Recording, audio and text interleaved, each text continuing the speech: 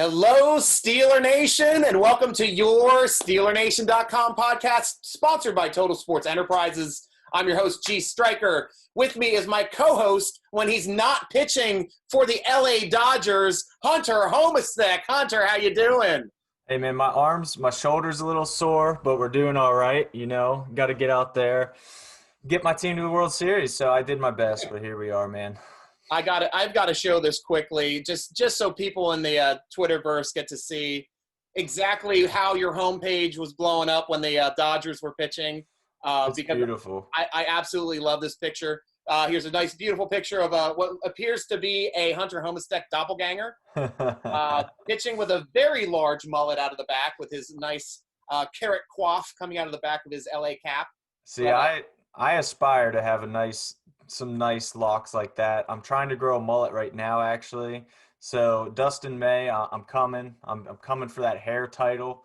What's funny is that I also got last year when I was covering the Pirates, I always got told that I look like Mitch Keller. And actually, one of the Pirates coaches actually mistook me for Mitch Keller one time. Because we're like a similar size too, height and everything. He's obviously in a little better shape than I am, but yeah, it's funny. I was destined to be an MLB pitcher, I think. I think I missed my calling, Stryker. Oh, well, even though you missed your calling, I'm happy as hell to have you at the SteelerNation.com podcast. Quickly, guys, too, we want to give a shout-out to our sponsor, Total Sports Enterprises, for another amazing free giveaway. Guys, on Twitter, jump on Total Sports Enterprises and retweet the Victory Monday tweet from October 19th to win a signed Color Rush Bud Dupree jersey. He got 2 sacks. You can get a free jersey. You retweet. You also bonus entry if you're following the @Steeler Nation podcast or our podcast on the YouTube page as well. So many ways to win. We give it away tomorrow. So good luck, Steeler Nation. One of you guys is going to be going home with that Bud Dupree signed jersey. Bud Dupree, I believe, I'm not super up to date on my stats, but I believe he's leading the team in sacks as well. So that's your Steelers sacks leader right now. Yep. 5 games through the season. Bud has 5 sacks, and TJ now has 4.5. Yeah, so Bud ahead of TJ, which who would have guessed that through 5 games. Both guys playing at an absolutely unreal level, though. That's obviously a jersey. If you're a Steelers fan, you want that jersey. Come on, Bud is completely balling out. And finally, we got to enjoy a blowout for a game. I mean, how many heart attacks do we have to have as members of Steeler Nation? It's been at least 2 years since I think we've won by a large margin. But, man, was this a fun one to watch. As the kids say, a Browns blowout just hits different, Stryker. There's something better to it whenever it's the Browns than just your average blowout, which, like you said, the Steelers have a knack for giving you heart attacks on Sundays and Mondays and Thursdays. It always seems that they let a team crawl back in. That big early lead never stands. But, man, this one just started good and just got better. From the Minka pick 6, it just, completely set the tone that this was going to be one of those games where everything goes right. I was trying to think, the last game that I really felt like this, and the only one that came to mind was that Thursday night game against the Panthers somewhat recently that the Steelers just wrecked maybe 2-3 years ago. The Steelers just completely wrecked the Panthers. And I think Vince Williams actually had a pick 6 in that one early. So a similar kind of narrative where it just started great and just kept rolling from there. So trouncing the Browns. Listen, it's not just beating the Browns. It's that they beat them in every phase of the game and made them quit. Baker got benched. Myles Garrett got benched. Yep. They literally, if a white flag existed and was an option to throw in the towel, they would have. That's how bad the dismantling was. Oh, yeah. They were hoping that it was, amateur sports where they throw in the towel there after a 50-point game. But not going to happen in the NFL, but smart to take Baker out of the game. On the other side of the ball, though, Ben was just as efficient as Baker was terrible. Didn't have a whole lot of passes, 14 for 22, 162 yards and a touchdown. No interceptions, though. Awesome. But you look at a stat line like that, and you're thinking, this is a stat line for a losing quarterback, and they won by 30 points. So that's an incredible stat. That's how well the entire team was playing in all three phases of the game. Great coverage units. Punting, maybe not as much since they're looking at a new punter today with Barry. With Colquitt, might lose his job to Barry, the old guy. But, hey, we might get a discount on Barry then if that's the case. Yeah, I mean, but to your first point there of Yeah, just but being Ben, efficient in all three phases, I mean, yeah, absolutely ridiculous performance in all three phases of the game. But it was just one of those games where just everything seemed to go right. The run game was so strong. I loved Ben saying afterwards that it felt like an old Cower victory, where yeah, you get ahead and then just hand it off to Bettis 20 times in the second half.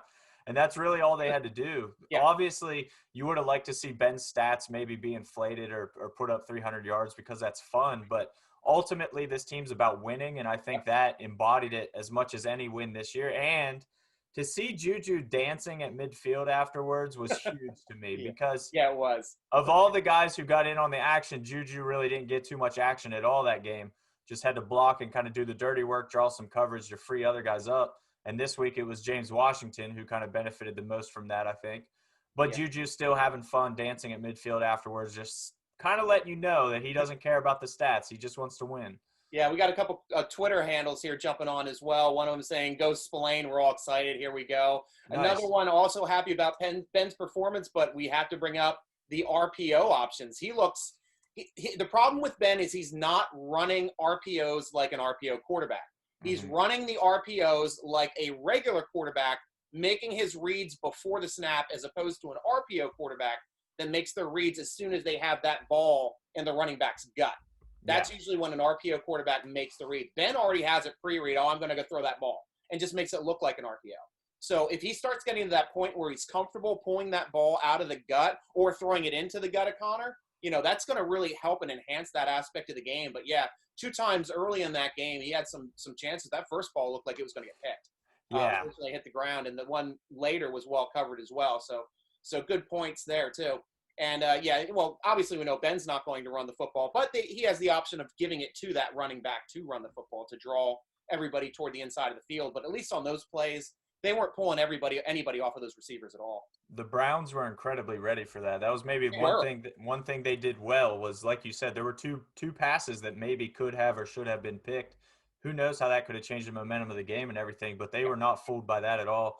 I didn't love it. Obviously, it wasn't successful, but I don't love it in general just because, like you said, the threat of Ben running the ball is not there anyway. He's not Lamar Jackson. You're not really fooling too many people, but I like the idea of letting him make the read and letting him see what he sees and make the read ahead of time. That's fine. But overall, I mean, crap, man, you win 38-7. You can't complain too much about I it. know, right? And Ben finally had a quarterback sneak, man. You know how we're always lamenting this on the show. We're like, it doesn't even scare other teams if you got one of the biggest quarterbacks in the league lining up in shotgun and short yardage situations. Finally, they throw Ben back out there on the short yardage, and he was able to pick one up down there by the goal line. So then they had to pinch it in a couple plays later. But, man, great job to finally utilize these short to utilize at least the sneak to keep other defenses honest. I mean, that's an amazing thing. And Ben now, this is an interesting stat that I didn't know until I saw the research on this. Ben now has 149 career quarterback wins. That is the most. He just passed Elway and Marino, 148 and 147, for the quarterbacks that have played their entire career with one team. So that's a really interesting stat. Obviously, Breeze is still ahead of him. Freaking Brady's ahead of them, but those are guys that change teams within their careers. So, that's a really interesting stat, and goes to show how much, Pittsburgh really appreciates Ben's, what he gives to the team as a whole, as a leader, as a Hall of Fame talent. I mean, he's just an amazing guy, and he keeps racking up stats. Now he's 25-2 career at home in October, which that's crazy. Insane. He's lost twice at home in October since he's been a Steeler. He is the Patrick Mahomes of September in October, apparently. He just can't lose. Somebody needs to do that breakdown, like quarterback by, like if you could have the perfect quarterback each month of the season, who would it be? I would actually be, if any of you does that research, I would be super thankful. Oh, I know that. Yeah. So I want Patrick Mahomes in September. I want Ben in October. Yeah. But that's we got a couple questions on Facebook too. Sure. You want to tackle one of these? How do you, from Anthony? First off, Anthony. Hey, Anthony, how you doing, bud? Always here. We appreciate the support, man. How do you see Robert Spillane stepping in to fill in for Bush, or them bringing in someone new, as he looked pretty good coming in last week? So you got the injury report, Stryker, so you go ahead and tackle that one. Yeah. Oh, Oh, you yeah. want me to take it? Oh, yeah. Take Spillane. it. Yeah, I'm high up on Spillane. I thought he did an excellent job because he came in right there with 2 minutes to go at the end of the half, because that's unfortunately when Bush went down with his injury. But for the second half, I mean, from that point on, he led the team in tackles from that point. I think the league leader or the team leader in tackles that day, I think, was Hayward with 8, and he still ended up with 6. And he made some big shots. I mean, he was playing downhill. It almost looked like having 2 Vince Williams on the field there for a bit. They didn't really have a chance to push him into press attack to see how he can handle covering, slot receivers or covering running backs out of the backfield yet. I think that's going to be more attacked this week. I think they're really going to push to attack Spillane this week. But as far as for being a capable tackler that's able to read and react to the running game, I think he's your guy. I think he's a step down in the passing game. He's not going to cover sideline as well as Devin Bush as well. He's slower. He's in the 4.7 range, not in the 4.4 range. But he can still be impactful. He reads the plays well. He made a lot of good. That one big smack in the backfield that he made for his TFL that's a big boy play. Yeah. So I was happy to see him make it early. I anticipate him being able to do that again this week. And if not, too, even working in, I mean, we've got Marcus Allen converted from safety exactly for this reason, as well as EG3. Yeah, Ulysses Gilbert, not Ulysses Grant. There it is. Ulysses Gilbert. I mean, he's been a preseason phenom. Last year, he jumped off the charts. Everybody saw his preseason stuff 2 years ago. Last year, we didn't see it because it's COVID, but we heard that he was doing really, really, really well in preseason. And I'm still dumbfounded at the fact that he wasn't higher up on the depth chart, but I don't know if that has to do with his ability or inability to play special teams.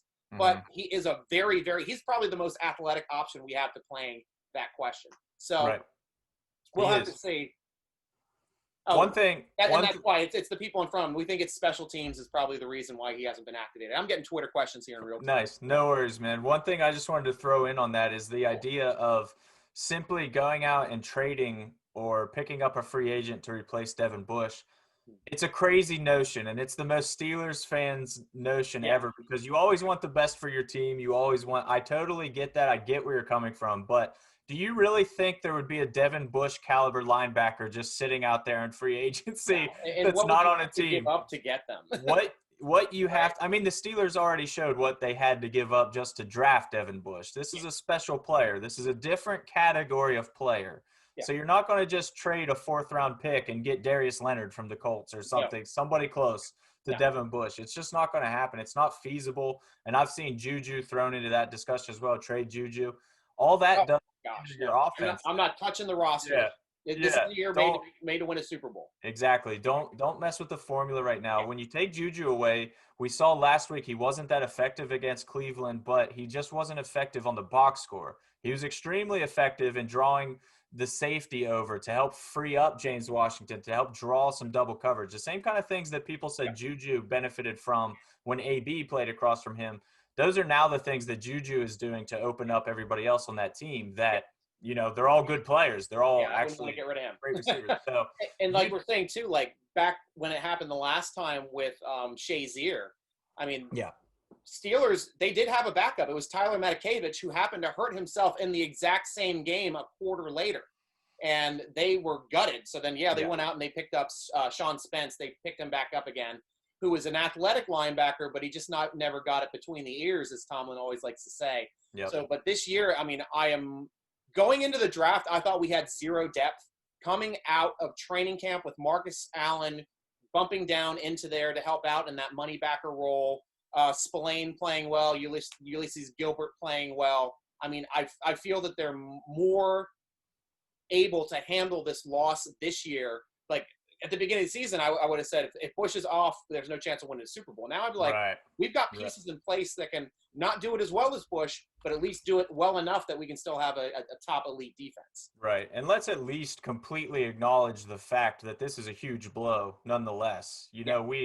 We can say all we want that they're equipped to handle this, or at least better equipped than we thought, which I do think is true. And drawing that Shazier comparison, that defense was completely different without Shazier for the rest of the year. It looked like a different team playing defense after he went down. So I don't think it's quite to that degree. I think this team has a lot more talent in general all around than that 2017 defense had. So I don't think it's a direct apples to apples comparison, but losing Devin Bush is huge, man. He's an elite talent, a top 10 pick. He's everything that he was built to be and was living up to it for good reason. He allows other people to be special. So it's going to be a challenge for them, absolutely. But I'm excited to see how this crew that they have in Spillane, Marcus Allen, hopefully Ulysses does get some snaps because, like you said, Stryker, he is the closest to Bush in terms of sheer measurables. Athleticism, athleticism. So maybe he can step up and find his groove as a starter or at least as a backup getting some reps. So we're going to see. Right now it looks like they're going to roll with Spillane, which, like you said, he deserves that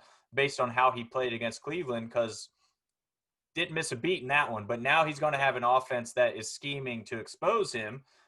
So we'll see how that works out. Sure too. Yeah, and 3 rushing touchdowns from 3 different players. Chase Claypool, again, showing he can score, both catching a ball and running a ball, but he got one on the ground there. Benny Snell with a touchdown on short yardage, which, we know that's going to be his role. Benny Snell coming in and getting a clutch one as well. And James Conner breaking 100, man. Your guy, Pittsburgh James. Crazy, man. The dude is just defying. I think he listened to our show early when I was trashing him and was like, I hate this guy. I'm going to go rush for 100 yards. And I'm kidding, by the way. There's a 0% chance that he listens or cares what I say. But it's encouraging. How can you not be encouraged by James Conner's performances? Not just from a numbers standpoint, but actually watching him play. He's got a little pop. I do feel like he's lost a little quickness and agility and is sometimes trying to make too much happen, I should say. Okay. I think he maybe is still dancing a bit, not just hitting the hole and getting what he can get. It doesn't look like he has that same quickness and agility he once had, but it works. And like you said, a couple rushing touchdowns from a couple of different players. It doesn't have to be the James Conner show. It's not the Le'Veon Bell days anymore. So they can get away with just this efficiency and spreading the ball around, which that's at all layers of their offense, man. That goes for receivers, tight end, wherever. It doesn't matter who's getting it. It just matters that somebody's getting it. Yeah. And so far they've it's worked. They're 5-0. Like I said, right. 5-0. You can't be too upset, but and obviously we just talked about how Ben had a low production game. I mean, he was efficient. He didn't have to throw the ball around a lot. Still, Chase Claypool, 4 receptions, 74 yards.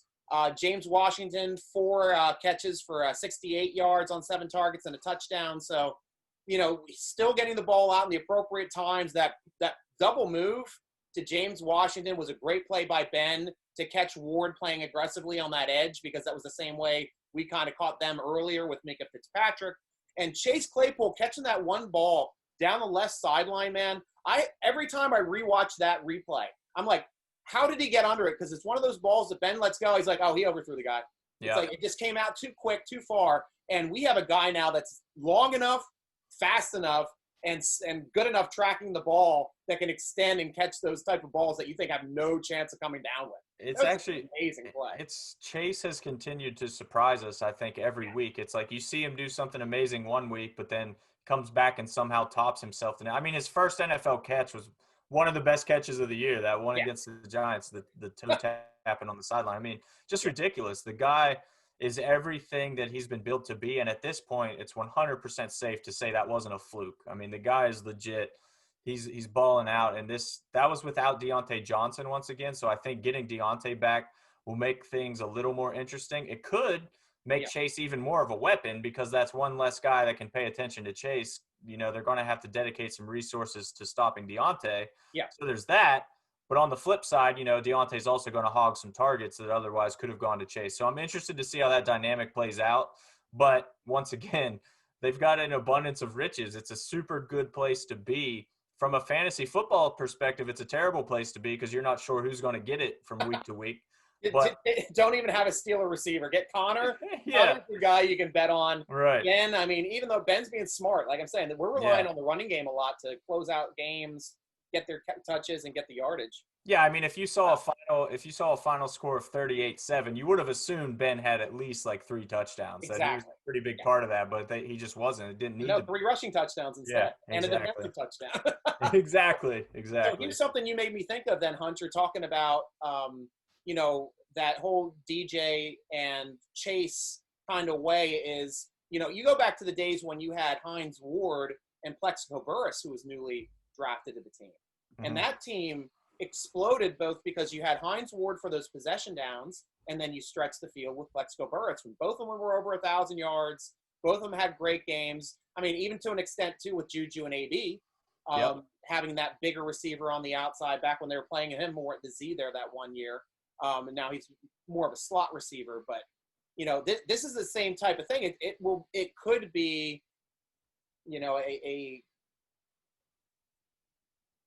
situation where you have more talent than you think you have when you start utilizing it, it starts showing like it did in the past. I think so too. I mean, I think once they find the secret formula, so to speak, it's going to be absolutely filthy. I mean, we talked about it on the show a lot in that the offense is doing well, but there's still another level that they can reach. There's still a different level of efficiency and danger that they can reach. And I think one of the closest things that Steelers fans can watch to kind of understand that is just watch any Chiefs game. And of course, last night's game was not really the great example because they went to a ground attack. They clearly saw a weakness there with the Bills defense and just crushed them on the ground. But when you watch the Chiefs offense and it's humming, they will, you know, pitter patter, and then boom, a 60-yard touchdown to Hill, or you know, Kelsey for 40 yards down the seam. It's more of those splash plays. I think we're going to start seeing more of those splashy big plays from this Steelers offense as the whole crew gets together and they really start hitting their stride. They're going to be able to just completely annihilate defenses in one shot. Yeah, Twitter's saying, too, they want to see McFarland getting 4 or 5 touches a game. I would, too. He probably would have last week had he forgot he was supposed to get the handoff on the draw.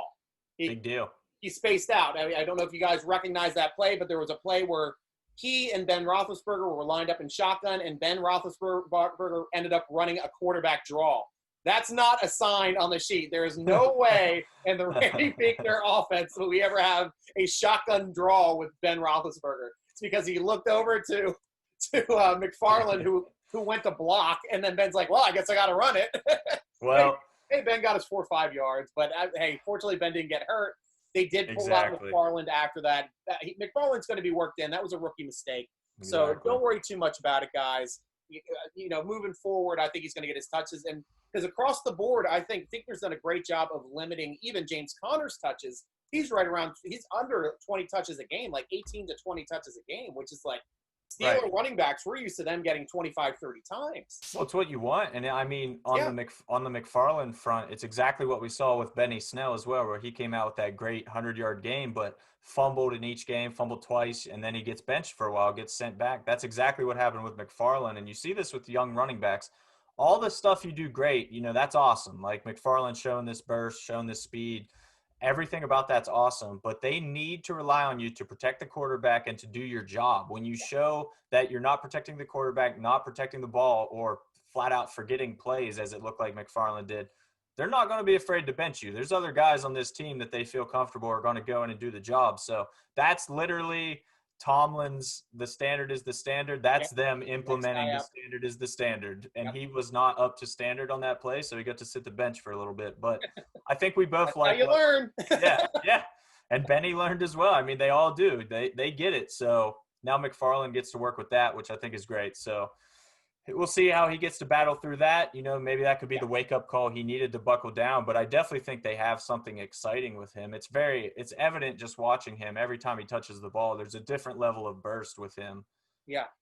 And let's give some talk now to the defense. I mean, it was a great – I mean, we were worried about, like, what's happened to the pass defense? Where's Minkah Fitzpatrick? Well, Minkah Fitzpatrick said, here I am on the first third down of the game, and took it right to the end zone. So, I mean – how great was it as a Steeler fan to be able to sit there? I mean, yeah, we're bummed. Steeler didn't get a touchdown now for the third. So 3 years running that Steelers haven't scored a touchdown on their opening drive. It will come, guys. Mm-hmm. It will come. Eventually. But to get that field goal at least, got some points on the board. First drive back, third play, pick six, Steelers up 10-0. It's beautiful. Yeah. The defense scored a touchdown on its first drive before the offense. How about that? Right? which I think they did in a previous game last year. I think that was the fumble. That's crazy, actually. That they had last. So the defense does a better job at scoring touchdowns on opening drives than the offense does. Hey, that's just what kind of defense they're working with this year. I mean, that's ridiculous. Yeah. But, dude, you want to talk about the defense. Do you still have those before we went on air, do you still have those Missy Matthews stats that she just tweeted out? Oh, well, it's on her Twitter, so I just have All to right. bring up her Twitter. But if Put you the, want to, why don't you grab that while I'm just going through the team all stats. right, all right. I was going to But say, it's on there. So, but these as are far as the defense ridiculous. went, like Tuitt had a great game on D, forcing a fumble there down by the goal line that the Steelers nearly got another first and goal off of that turnover. 4 sacks on the day. You got Bud with 2, Sutton with 1, and then Tuitt and Bush each had a half sack. 6 TFLs. Obviously, we talked about Fitzpatrick's interception return for a touchdown. Sutton, I mean, to get an interception and a sack, he did a great job filling in and helping out, too, when Hilton went down with his shoulder injury, doing what Hilton does best, getting after the quarterback, getting an interception, which was fantastic, and Hayden with 3 passes defense, which was big, and he nearly had an interception on the one. Absolutely. So here are some stats. The Steelers' defense, this is from Missy Matthews. From Missy Matthews on Twitter, yeah. The Steelers' defense leads the NFL in quarterback hit percentage on pass plays, 27.5%. So literally more than 1 out of every 4 times the opposing quarterback drops back, they're getting hit. He's getting hit. That's just terrible. Right. Quarterback hurries per game, defensive net passing yards, sacks per game, quarterback pressures per game, tackles for a loss, and total yards allowed. And keep in mind, they're leading sacks with already having their bye week as well, playing one sacks and TFLs being a game under most teams. You're right. That's a huge stat there. Hunter. It's absolutely ridiculous. And one of the only reasons, one more you could throw into this is I saw they're the last defense to have not allowed 100 total points yet this year. But again, they've played 1 fewer game, so that's a little unfair. They're actually second, I think, in points per game to the Ravens. So right there, I mean, come on, though. These stats are ridiculous. When you talk about how good the defense was last year and everybody thought, they could be that good or a little better this year, it's exactly what we're seeing. They are literally that good and a little better this year. Now, all that was with Devin Bush. So we'll see how Devin Bush impacts all this. But for the most part, you got to be just so happy with the Steelers defense so far. It's it's back to the time, Stryker, which I'm sure you felt the same in like 2008, 2010, 12. Like, you get more excited to watch the defense than the offense. At least I do. Like, I get excited when the other offense has to come out. It's like, all right, let's see what this defense got for us. So it's they're crazy fun to watch and just talent everywhere. I mean, when you just ran through everybody, Stryker, that got a sack or made a play, it was basically everybody that was in the game. It's literally just everybody gets in on the action now. Exactly. You can't, and that's the problem too with the Steelers is like when you're playing a team like Tennessee, you're keying in on J.J. Watt. When you're playing a team like the Rams, you're keying in on Aaron Darnold. When you're playing a team like the Steelers, who do you key on? Are you going to key on Tuitt? You're going to key on Hayward? Or is Alualu's going to come right up the middle? Or Alualu's going to come right up in the middle on you guys? And then which edge do you stop? Do you throw the second guy over on Bud's side, or do you throw the second guy on TJ's side? Because either which one you pick, the other one's getting there. Yeah, I mean, this is really that's why this defense is so good, is because so many people can make plays on it. That's a great call, Hunter. Yeah, it's absolutely ridiculous, man. But crazy fun to watch. Big challenge coming up, though. I mean, you got a battle undefeateds coming up, and the Titans are definitely no slouch team at all, and they're actually an offense-heavy team as well, so that defense is going to get tested. Yeah, and so, Hayward ended up leading the tackles with 8. Tuitt was second with 5, and I think he also tied Spillane also with 5, so 4 and 1 on those tackles. And the defensive line just as a total is stepping up in that run game, and that's the Steelers' strength is twofold. I mean, they're stopping the run and they're pressuring the quarterback at record levels. And when you have those two things working hand in hand, that makes for a completely one-dimensional football team that you're going up against, as long as you're not losing the turnover battle. The turnover battle is the most important equalizer in all football. That's how bad teams win. Steelers lost to Cleveland like a few years back when they had 8 fumbles that they lost. So, that's how you lose games in the NFL. So, just the whole way, this is the biggest test coming up. Good point there too, Jasmine too on Twitter. Because now we're facing the Titans, which has the best running back in the league, arguably, and then we go up against the Ravens, whose entire offense is a running offense. So, and then you go up against Dallas, who has a hurt quarterback. So of course they got to rely on Zeke. So you've got the next 3 opponents. Their strength is the Steelers' strength on defense. We were feeling it this past week because that was the same thing with Cleveland. they were leading the league in rushing there for a bit. And then until they went up against our front seven. And then all of a sudden Cleveland is a team that's like, why do they have Baker Mayfield? Everybody's trashing Baker Mayfield today. You know, Ryan Clark, Colin Coward, everybody is just pulling the ripcord on Baker Mayfield. Just like, how can you, build your team around this guy? He clearly isn't the answer. And that's tough because, I mean, he was 10 for 18, 119 yards, 1 touchdown, 2 interceptions before he was pulled from the game. His coach gave him the ripcord because his coach, is taking the heat from it. And he says, I just don't want to see my quarterback getting hurt anymore. Yeah. We know for a fact, though, he was playing like absolute garbage. It was trash. I mean, that's why he got pulled. The two picks were just terrible throws too, honestly. Yeah. I mean, Minka was not very disguised or anything. He just flat out never saw him, and Minka destroyed him on that. The Sutton pick was just, I don't even know what he was thinking there. Under pressure, rolling to his right, just floated it terribly. Yep. It was he just was terrible. Like, you watch the game, there's no doubt.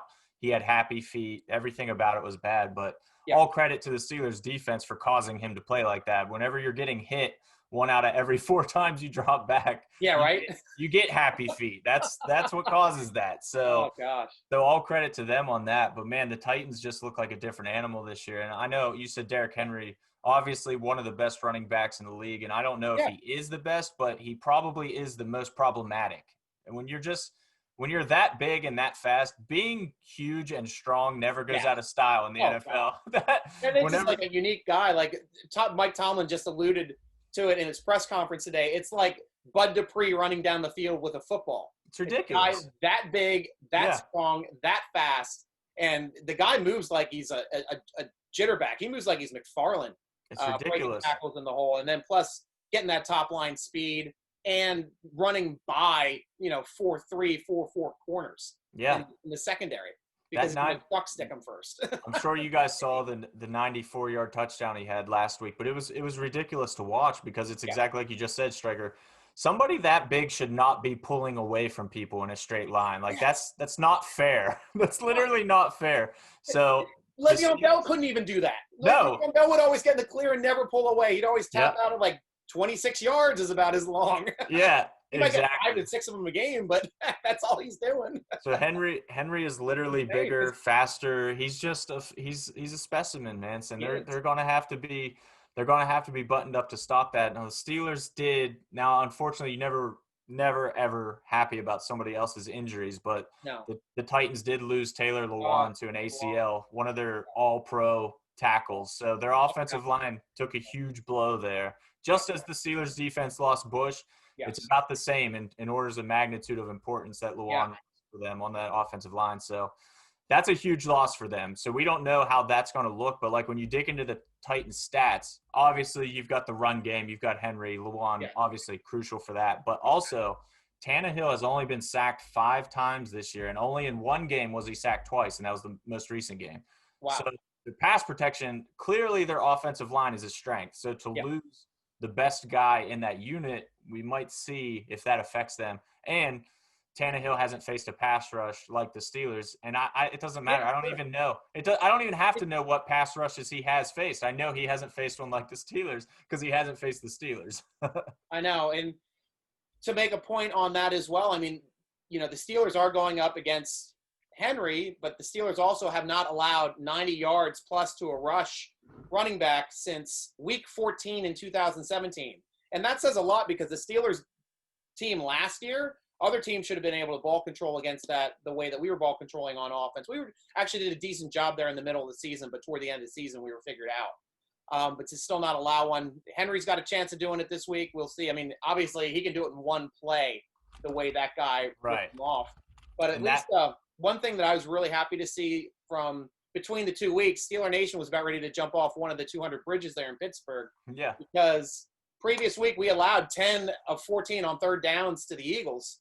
But last week they corrected it, man. 1 of 12 and 0 for 3 on 4th down. Yeah. That's 15 opportunities to get that first down, and only 1 time did they do it. That is insane. Yeah. Literally everything went right in that game on all levels. And I want to jump back on that 90-yard performance stat you just dropped. That's even crazier when you consider that Miles Sanders had a 74-yard touchdown run. Right. He still couldn't get 90. Like that was all he did in that game. So That's a ridiculous stat, man. But Henry is, I'm excited for this matchup. This is like a matchup of Titans here. Right? No pun intended. It is literally a matchup of Titans. A matchup of the clash of the Titans. So Anthony said, "Do you see the Steelers finally getting the respect they deserve if they're able to hold off the Titans?" And I would first say I think the Steelers are getting the respect now after what they did for the Browns. I saw Bleacher Report had them number 1 in their power rankings. I've seen a lot of places putting them in the top 5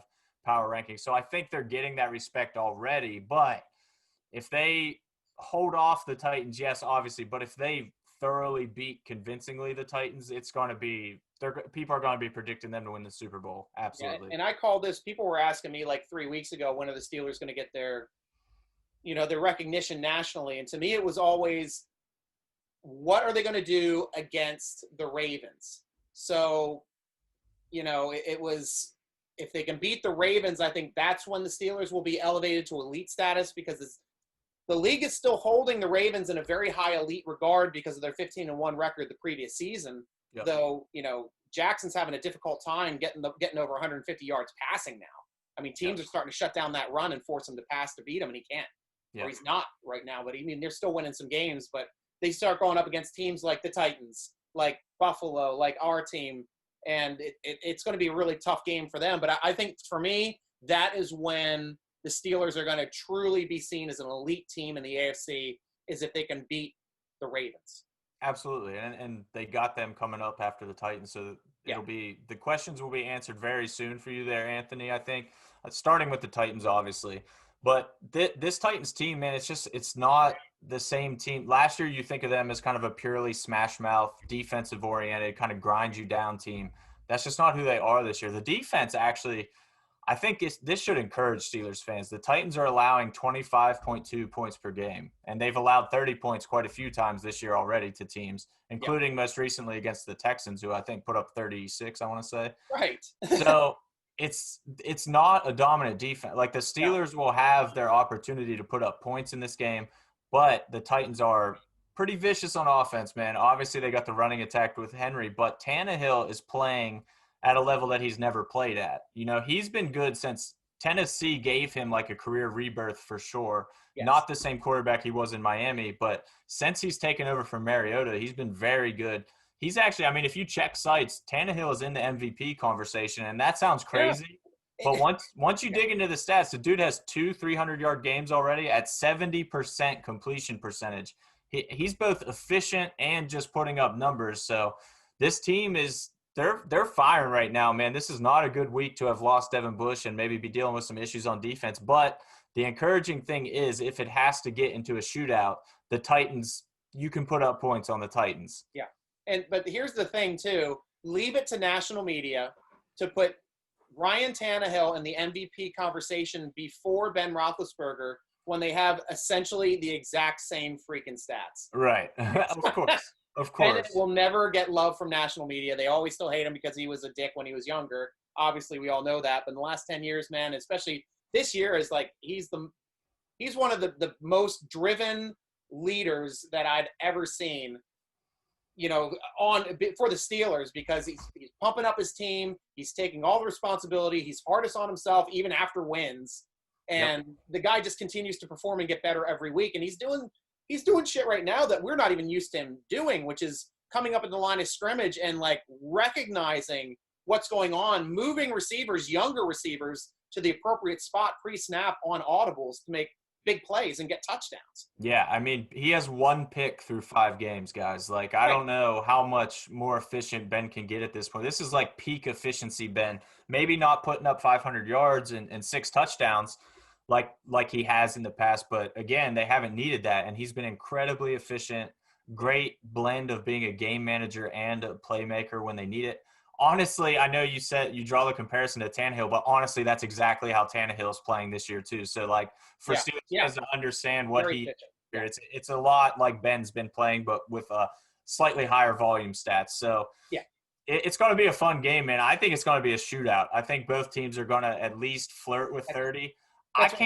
The stats went up too because of the bye week. When we were going to play each other back in week 4, Yeah. they like literally had like 7 touchdowns, 1 interception. Yeah. Yard. It's like everything. That's hilarious. I can't see. I just can't envision even the Titans having, a good balanced offense. I can't see a team putting up 30 on that Steelers defense without a kick return or a defensive touchdown or something weird. I just can't see it. So I think the Steelers will win like 30-21 or so is what the kind of game I see. I can see that too. I was thinking like 28-21, depending on if they can change those touchdowns to field goals. That's what the Steelers defense has been doing. Absolutely. And right now, Steelers being 5-0, the last time it's now a record since their 1978 team, which went 7-0. So we'll see if the Steelers can add to that, see if they can get close to that 78 team. At least injury-wise, I wasn't able to touch base on everything because we just kind of jumped into the Tennessee Titans before even going through the format of the show, which is fine because we love 35-17 coming out here. Yep, on Twitter. 35-17. We got another Twitter report there. I'm for that. I'd be all for that score. So, but on the injury front, at least that we had Mike Tomlin go through everything on the presser. We have more information on Steven Wisniewski. Evidently, he practiced a little bit last week. He is going to be practicing again this week. We'll see, because the possibility here too, Hunter, is they might be throwing Bush on IR and taking Wisniewski off of IR on the same day, so they don't have to make a roster change. Sure. And they're just still, they still have enough depth on for inside linebacker to be able to utilize. So, everything else is pretty much square. Obviously, Devin Bush hurt his ACL. He's going to be out for the season. That's a 9-month injury, Steeler Nation. So we're looking to get him back, maybe by July next year. So fingers crossed. Hopefully he'll be in good shape. And fortunately, he's a young body to recover from it. But you hate to see speed guys get a big ligament injury like that.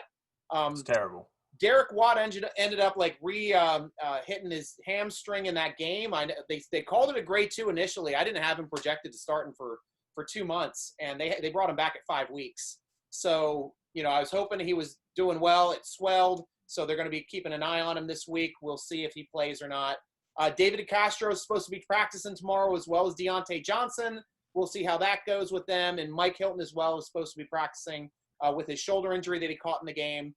We'll have to see how they participate to see if they're going to be playing this weekend. But they did not mention Marquise Pouncey. They did pull Marquise Pouncey out of the game because I did see Hausner in there snapping the ball and was snapping pretty well because I didn't even notice it. Yeah, exactly, man. I mean, that's all you can ask for. One of the craziest things when going through that injury report, one of the things that stands out to me is Wisniewski making his return or starting to get near a return. It's funny that DeCastro has been injured, and I haven't once wondered where Wisniewski was or wished that Wisniewski was healthy, because Dotson has stepped up in such a big way that Wisniewski actually hasn't been needed, which, it's good to have even that additional layer of depth now, but it's just crazy what Dotson's done. We talk about him every show, but I'm going to keep talking about him every show because the young man deserves it, and he was He was snubbed for the combine invite, snubbed for all the attention, drops to the – He was not snubbed by Steeler Nation. Big Dot got a nice interview with us right when he was drafted. So exactly. If you guys want to go back to the podcast page, scroll down to the interviews, check out the interview on Big Dot because he was a great guy to have. Steeler Nation, born and bred, and now playing for him, just like the way that we envision anybody who was a Steeler fan growing up. And, crazy, man. Even now, too, like with Wisniewski coming back, now I'm at the point is – do you want to take out Dotson to put Wisniewski in? And I'm like, no.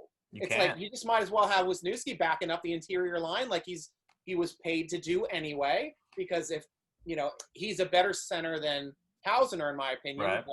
But, Dotson's showing me he doesn't need to be taken off the field. Dude, you can't. I mean, he's passing literally every test that's been thrown his way. You can't take that guy out. Not only he's earned the playing time, but also – he's only going to get better with reps. Like, you want that guy to play because he has a spot, not just now, but in the future. Like, I've seen enough. I'm comfortable enough saying that he is a piece of that offensive line moving forward in a big way. And now it's time for the show for questions from Steeler Nation. Thank you so much to Facebook. Thank you so much to Twitter, giving us real-time questions from Steeler Nation. Now we're going from the SteelerNation.com forum page. If you guys jump on there, we do a lot of questions from all there as well. So the first question I got coming in is from Hoops. He gave an interesting question, and this is one I kind of want to break down with you, Hunter. So do you All right, want to let's take go. offense or defense to lead? I truly don't care. Surprise me. All right, we'll start you off on offense. All right. So Hoot's question is, name one player on each unit who has surprised you the most this year and why. I'll list the unit. You can go ahead and then start to list your surprise player for that unit. We'll start off with you on tight end.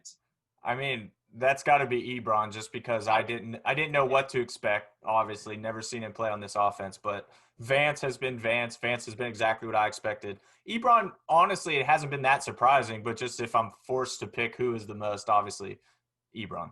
Well, I'll tell you what's surprising to me. Obviously, I think Ebron is the most surprising pick, but it's also been surprising to me on how Vance has handled this, because he's been very supportive of Ebron. He's like, I don't care if I don't ever catch a pass again as long as we're winning football games.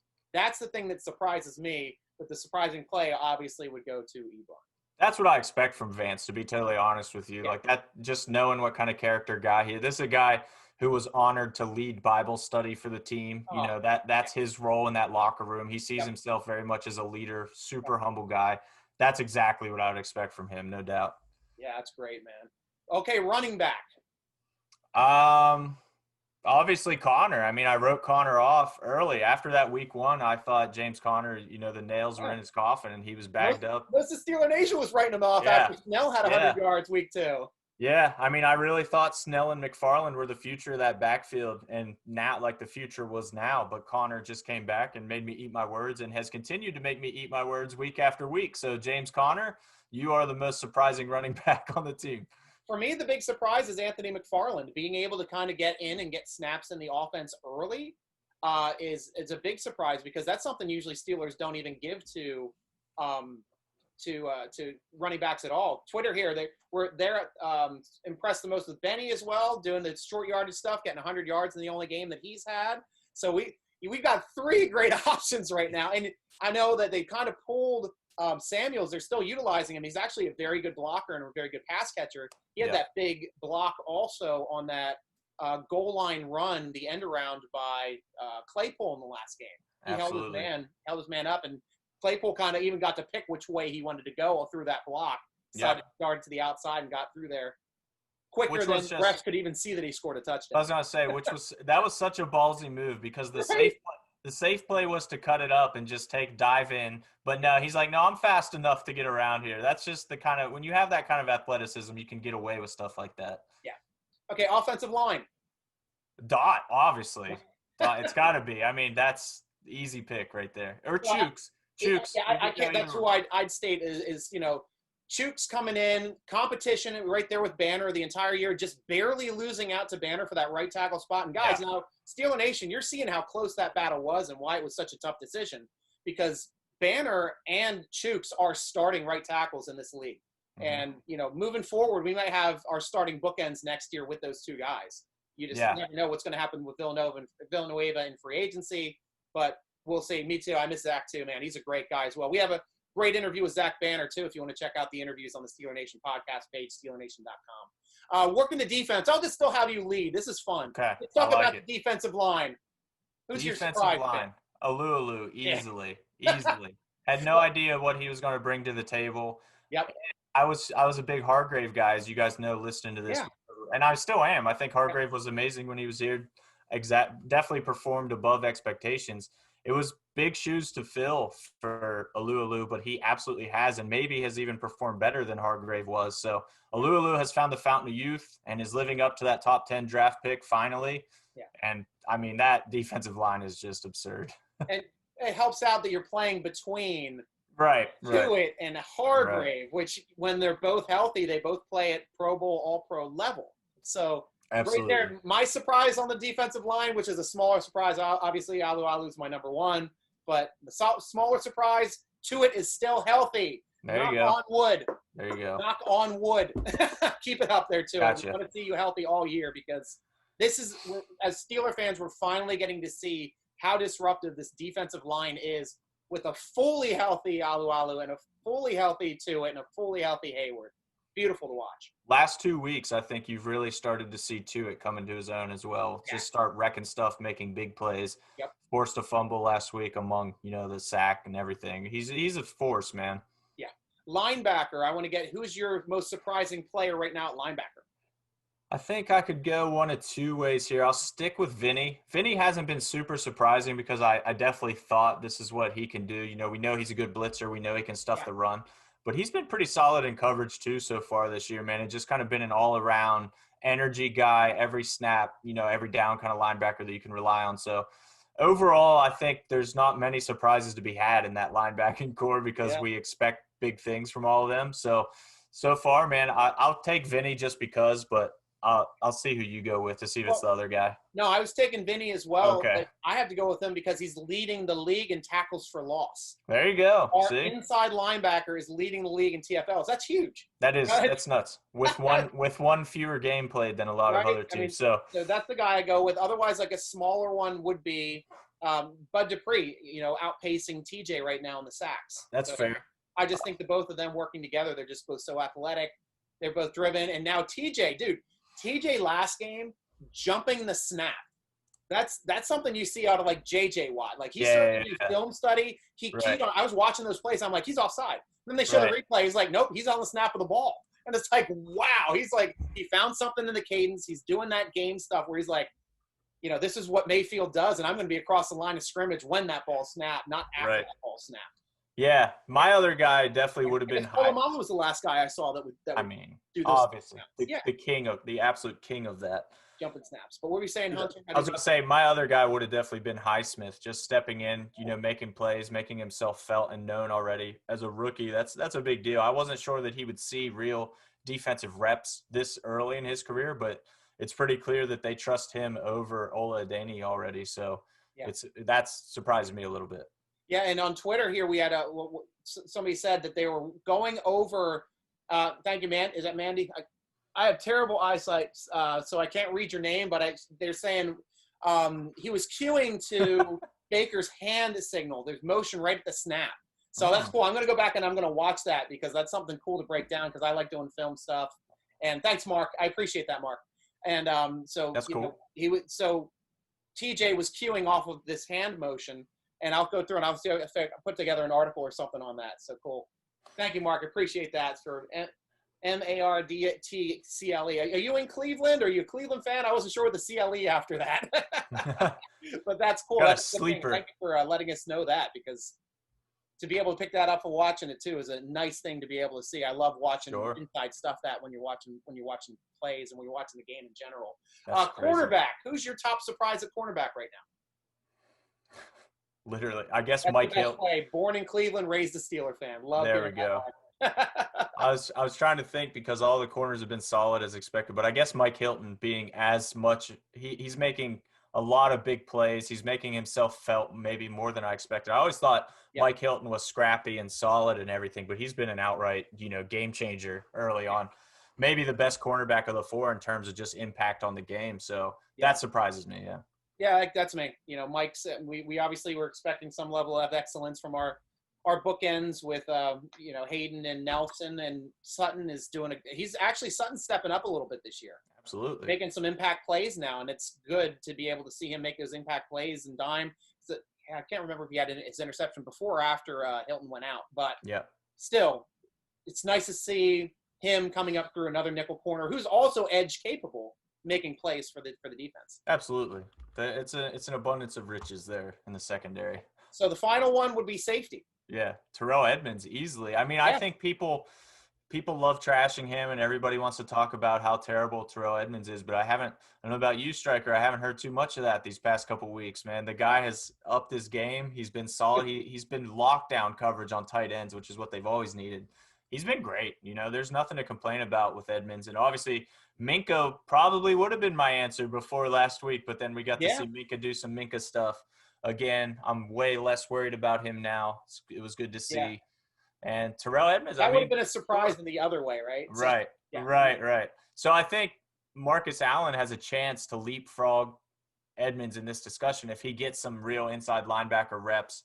I know he would be considered a linebacker, but like for all intents and Yeah. purposes of this discussion, moving from safety to linebacker and actually excelling in that role would be super surprising for me. And I agree with you 100% on that. I mean, I was one of the biggest Edmonds bashers last year, but this year I was quick to jump off of that because they're utilizing him well. He's making tackles. He's keeping people in front of him. He might make a mistake here or there early on, but he's been getting better and better every game. And now he's getting downright solid. And should his athleticism now is catching up to the game speed, he's going to get even better. He's going to make more impact plays. And it's nice to see him progress because you're actually watching him progress this season. It felt like Bud Dupree 2 years ago. Exactly. And I want better and better and better and better every game. Yeah, I want to toss one back to you, Stryker, because we skipped an interesting unit, and I want to see who you go with wide receiver. Oh my gosh, we missed wide receiver. I forgot to even put it on the list. There you go. So I want to know who you got. My biggest surprise at wide receiver obviously has to be the low-hanging fruit of Chase Claypool. I mean, nobody expected him to be that impactful that quickly, and the amazing thing to me was he made his impact early, his first 3 games, on very little targets. You know, he might get 3-4 targets a game, but he was making every catch on all those targets. I think he was 6 for 6 on his first 6 targets, first 2 games, and then he had missed a couple targets. One was like way over his head, obviously. That's, targets are an interesting stat, but I don't hold it against him. But, for him to be, and then the 4th game, they're just like, okay, we're going to try to work him into this game a little bit more. Right. And wow. It's just like that is easily the best. I haven't seen a rookie wide receiver performance like this since Lewis Lips. Yes, I don't look it, but I am an old head. There it is. Back in the 80s, growing up learning how to root for defense as well. Lewis Lips bursting on the scene was an amazing, amazing scorer. And I think he also had 6 touchdowns right out of the first 5 or 6 games as well in his career. So that's crazy. Something else. Yeah. That's a good pick for sure. I would go with Juju probably, honestly. I thought he would be more impactful, but in the same breath, I want to say that it's surprising of how much he has embraced being the team player, doing a little bit of everything, being dirty and hard-nosed and all those things that you kind of the Hines Ward role just without the targets. And he does not seem to care one bit that he's not getting the targets and the yards. He's enjoying winning and enjoying being part of the team. It's awesome to see. So I never really thought, as you guys know, listening to the show, I never thought Juju was as much of a diva or anything like that anyway. So I don't want to act like I'm super surprised by this, but it's good to see it actually play out that Juju isn't getting the numbers and just flat out doesn't care. But I did think that Juju was going to ball out this year and be, I thought he and Deontay would both be 1,000-yard receivers. Just Chase has been way better than even I thought he would be. No one could have seen this. I mean, this is Randy Moss was the only other receiver that ever broke out and was a monster. I think he had 1,300 yards, 17 touchdowns his rookie year. I mean, you want to talk about some comparisons, man. Yeah. Claypool's getting compared to Randy Moss and Megatron a lot. That's not a bad place to be. Ridiculous.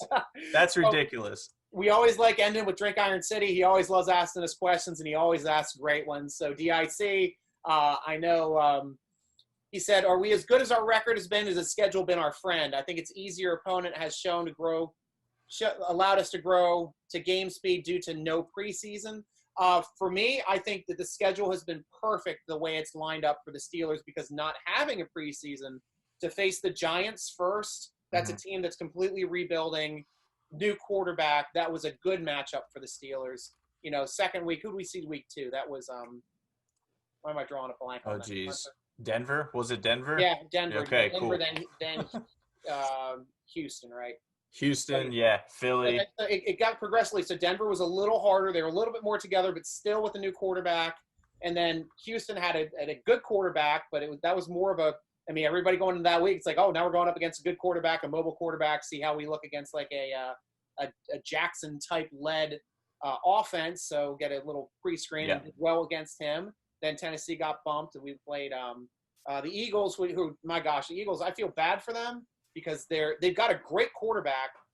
Their offensive line didn't give him any time, but he made it a game with 0 time. So that was a really good challenge for us as well. And then the best challenge last week, hey, 4-1 Browns, they're for real. They got a running game. Here they go up against the Steelers. Steelers like, no. So as far as for not having a preseason, yes, we are a we are our record. We are undefeated. But if we had those games in a different order, we might not have been. If we played the Browns first, we might have lost. Well, look, like I'll gladly punch holes in this. I know this is like Yeah. the Yinzer way to do it, but Yeah. Denver is not as bad as the record indicates. They just beat New England, first of all. They just beat New England, so they're not a terrible team. The defense has been opportunistic for them. That was a tough game. You win that one. Houston should have beat Tennessee last week. I know should have doesn't matter in the NFL, but like Tennessee had no business beating Houston last week. It was poor play down the stretch by Houston, just clock mismanagement, terrible plays down the stretch. They literally blew that one. Tennessee should be undefeated. Philly just almost beat the Ravens, lost by 2, gave them a run at the end, made them earn every bit of that. So these teams' records are not great. They almost took the lead on us on that 58-yard field goal. Absolutely. And the Giants actually do suck, so I'll give you that one. They're terrible. But but the rest of these teams are not really that bad. And the Browns, the Browns are 4-1 coming into that game. Yeah. And that's the most dominant the Steelers looked of all. So I think they've proven enough at this point to be It's also helped the Steelers kind of like get ramped up and have their offense get to a point where they're starting to get more comfortable. You saw that in the Eagles game where, once they hit the second half, they were scoring every play. Yeah. Every drive they were scoring. And it continued over into that Cleveland game. So now it looks like this offense is so balanced where they can do so many things with running the football, balancing it with short passing, balancing with the intermediate passing, or taking a shot to Claypool or Washington down the seam or down the middle or down the edge. And this is the perfect recipe to start facing tough teams. Yeah. Because now you know what they are offensively. They're a balanced team, and they're starting to click. And now defensively, they're showing you they're getting after the run. They're getting after the quarterback. This is going to make it – I think teams have to start thinking now, how are we going to beat Pittsburgh, as opposed to Steeler fans start thinking, how are we going to beat this team? Because absolutely, Steelers are so talented across the board on defense, and they're doing everything at an elite level. And on offense, they're just so balanced that even Joe Thomas said last week, it's easier to stop a team with one A-plus receiver than a whole team of B receivers. Right. New England over the years, that's what they have. Yeah. That's all what B they receivers, and that's always did. Yeah. And I think also it's kind of easier to say when you look at the NFL as a whole, there's no truly dominant team this year that just stands out from the pack. The Chiefs have already shown some flaws. The Ravens have lost and shown some flaws. Seattle looks great offensively, but their defense is pretty tragic. That's going to get exposed at some point. Yeah. There's no team that just looks like they're running away with I kind of thought the Bills were that team. And then I did too. And then Tennessee smashed them. So who knows at this point? Tennessee obviously looked amazing, and then the Texans did that. And I was like, wait, that was just the Texans did that. Like, are they that legit? So I don't know what's going on this year. I think this is a weird season in general, and it's a lot. I guarantee you it's a lot to do with exactly what you were talking about, Stryker, in that no preseason and teams are kind of getting warmed up and ramped up. I think the second half of the season will be a lot more telling as teams are settled in and really kind of playing as their true selves, so to speak. Yeah, and Mark, you got to ask your Cleveland friends, too, if they're starting to lament the fact that they took Baker Mayfield, it's tiny Baker Mayfield, instead of Josh Allen. So Josh Allen looked great in shorts. They should have known better. He looked awesome in shorts. Because, man, he's looking good. Yeah, absolutely. Hey, I want to get to a couple. We forgot a couple questions here on Facebook. I don't want you guys to feel left out, obviously. So Daryl on Facebook says, "Do y'all first of all, Daryl? We'll change that to Yins. We'll change that to Yins for you. All right, Daryl. We'll still love you. The Yins truly think, besides us going after a quarterback in the draft for Ben replacement, don't we also need a durable running back? I think need is a strong word there. I don't think they need that. I think a durable running back's great. We talk about Tennessee this whole show and talk about Derrick Henry. So it's great to have a running back like that, of course, but I don't think it's a need anymore in today's NFL. And I furthermore believe that Benny Snell and Anthony make a fine duo anyway. Yes. So I'm not you're right. Just not worried about that position at all in general or for the Steelers specifically. So I don't think that's a huge need. And hilarious. Let's all play some hindsight games here. Everybody was dogging the Steelers for taking Claypool instead of J.K. Dobbins. How do you feel about that now? Right? I know Cleveland. Well, that's a good thing. I live in the Baltimore area, so I get to rub that in their faces. Because Right. Steeler fans, we all wanted J.K. Dobbins, and he is a good pick, and he's a good pass receiver for the Ravens, and we'll see him up close in 2 weeks. But I'd Yeah. rather have Claypool. Exactly, man. And Exactly. Ravens fans who are still looking to be able to draft an Yeah. elite wide receiver Right. would love to have Claypool. Absolutely. And I think we missed this one last week, Anthony, so sorry about that. But Stryker, he wants to know what happened to your stash. Oh, the handlebar mustache. Yeah, I love that one. So, I had it, and I had to shave it because I had an interview with Pepsi about our company. I run a promotions company, so I had to look clean on the Zoom interview, and I had to shave off the stash. But and because I was clean shaven for the longest time because of COVID, I was usually rocking a full beard. Nice. So I probably will be getting into the wintertime. I'll start growing it back here again. Maybe we'll do a competition. We'll see if I can outgrow the red stash or the red mustache and beard. I like that. There we go. You will kill me at any kind of facial hair growing contest. You will kill me at that. I don't want in. I'm not participating. But as you can tell, I shaved right before, and I already have a shadow. Yeah, exactly. I tell people I got a noon shadow. I can't touch that. Yeah, that's not happening. Yeah. But Michael Mitchell, this is hilarious. Not that Mike Mitchell, not the ex-safety. So he says, for Hunter, why are the Cleveland Browns the Moe's Queso of the NFL? So Michael Mitchell with a throwback question here. So when I used to work for DK Pittsburgh Sports, he would constantly dog me because I love Moe's Queso. And when I always talk about Moe's Queso, and on road trips, I would stop and get Moe's Queso. So I'm a big Moe's Queso guy. Michael, with the Moe's Queso slander, knows I hate it. He hates Moe's Queso. So, Michael, the Browns are not the Moe's Queso of the NFL because they're terrible. No, yeah. It's a bad analogy, man. We need to work. The Steelers are more Moe's Queso-y than the Browns, so that's all I'm saying. I don't know, man. Do you like Moe's Queso, Stryker? Come on. Somebody's got to back me up here. Well, to tell you the truth, I'm more of a Chipotle guy, and in our area, they don't have as many Moe's as they do Chipotles and Baja Fresh. So that's my area. I have had Moe's before, but I can never remember having their queso. Though I did have Chipotle's new when they did their what was it called? Their vegan queso. Mm-hmm. My gosh, was that terrible? That's like the only thing that's in my head right now for a terrible, terrible queso. But right now, an amazing white queso that you can get if you have Safeways next to you. My wife gets it home, and when she opens it up in front of me, I'm like, oh, damn, we're going to do this, aren't we? Because it means we're just going to destroy the entire thing of queso. I bet. Queso. It sounds like Moe's Queso. Moe's Queso is a nice white queso, just like you get at like any Mexican restaurant. If you get like a queso blanco starter, it's just like that. So Michael says they are Moe's Queso. It looks good, but when you dig into it, it's horrible. I always do love the Frito-Lay, the orange queso, terrible. The medium. That's a standard for me. I go through a jar of that on game day, no problem. Absolutely. So Moe's Queso is amazing, Michael. I'm standing by that. It's fantastic. But dude, you're right. Chipotle's queso is trash. Chipotle in general is a better restaurant than those. Yeah, I love the burritos. Queso is terrible. Yeah. Any other questions from Facebook? I think. Yeah. Well, wait. Okay. One more. You line that up. I'm going to line up Drink Iron City's last question. All right. Last time that we played 13 straight, we had a pretty dang good defense. Mm-hmm. Does the current defense look near compatible to that defense?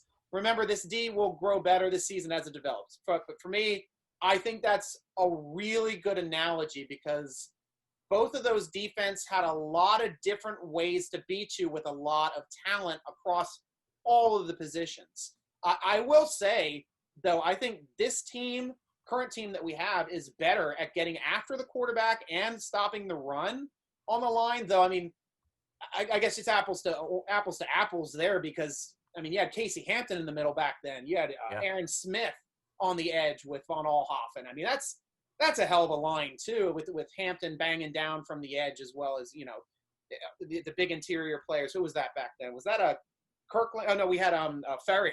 Ferrier was the guy. It was Ferrier, really defensive player of the year the one year there, too.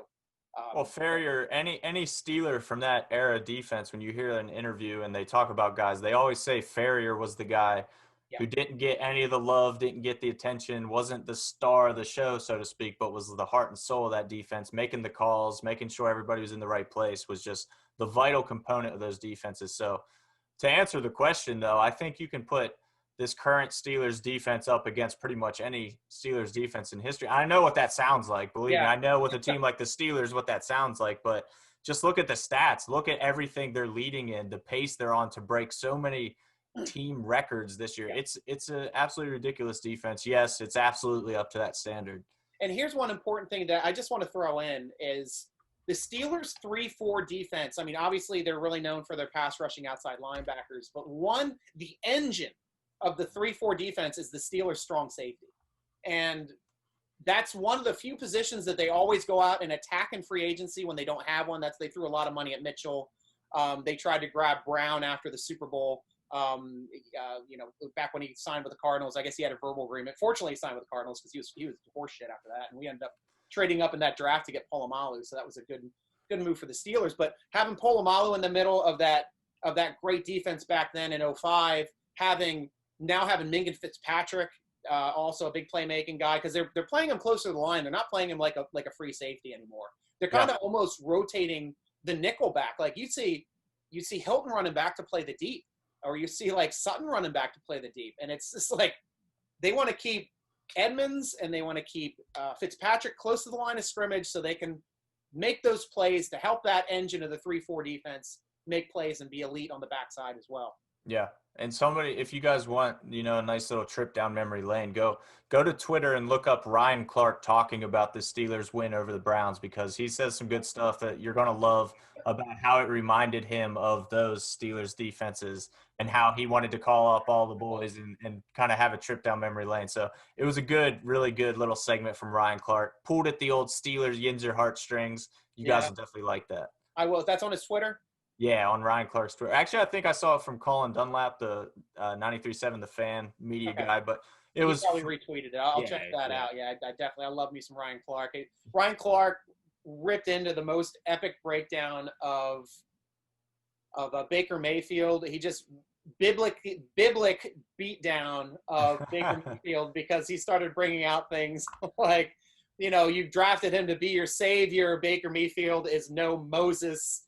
The Cleveland Browns are not Israelites. He is not delivering you to the promised land. And I was like, bam! That was a great line, Ryan. So he knows how to spin a phrase, man. He's been sitting on that one for a while. He's been just waiting to say that. Right.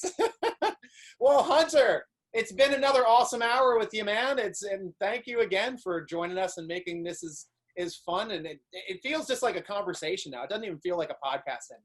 It goes super fast too. Yeah. So thank you guys for all the questions. Of course, that helps. Guys, thank you, Twitter. I love when you guys get engaged. It makes us think about things that maybe we otherwise wouldn't think about too. So it helps us learn. It's awesome. Appreciate you guys all chiming in. And yeah, dude, it was awesome. The hour goes faster every week, I think. Oh, I know, man. It's so Twitter, everybody follow Hunter on Twitter and Instagram at Hunter A. Homistek. That's at HUNTER. AHOMISTEK. We will see you next week, same time, 2:00 Tuesdays, every Tuesday, live here on Twitter, live here on Facebook. The upload will come up later onto YouTube on our YouTube channel, but of course the podcast will be released here usually about an hour after the vidcast releases. So thanks for joining us in real time, Twitter. Thanks, Facebook. We love it. We love having you here. And thank you, Hunter, too, and I'll see you next week, my friend. Of course, man. We'll see you then. 6-0. I don't know. I'm just saying. I know. Let's go. Here we go. Later, man. Later, man. I'll talk to you soon. Yes, sir. Visit our title sponsor, Total Sports Enterprises, on Twitter to be a part of their signed merch giveaway done every week. This week being that Bud Dupree jersey, guys. Jump on there, retweet it, try to win that Bud Dupree signed jersey. You too can get great, unique gifts on the SteelerNation.com gear page, like this awesome shirt I am wearing, Yins. Get the Champions shirt at SteelerNation.com. Click on the gear page. It's soft as hell. It fits great. Guys, it's every size and color you need to satisfy your virtual Steeler Nation tailgates. SteelerNation.com is the best site for fast, unique Steelers content on the internet. Click the podcast button to listen to one of our many interviews, or click the forum button for the best football discussion on the web. Subscribe to the SteelerNation.com YouTube channel to be the first to know about our live vidcasts and video uploads. Tweet us at SteelerNation. Instagram us at SteelerNation.com. Follow the Steeler Nation podcast on Twitter at _SN Podcast. Instagram us at Steeler Nation Podcast, or follow me on both Instagram and Twitter at SN_Striker, Striker spelled with a Y. Thanks for joining us on the SteelerNation.com podcast, sponsored by Total Sports Enterprises. I am your host, G.Stryker, with Hunter Homesteck, rooting along with you, as always. Go Steelers!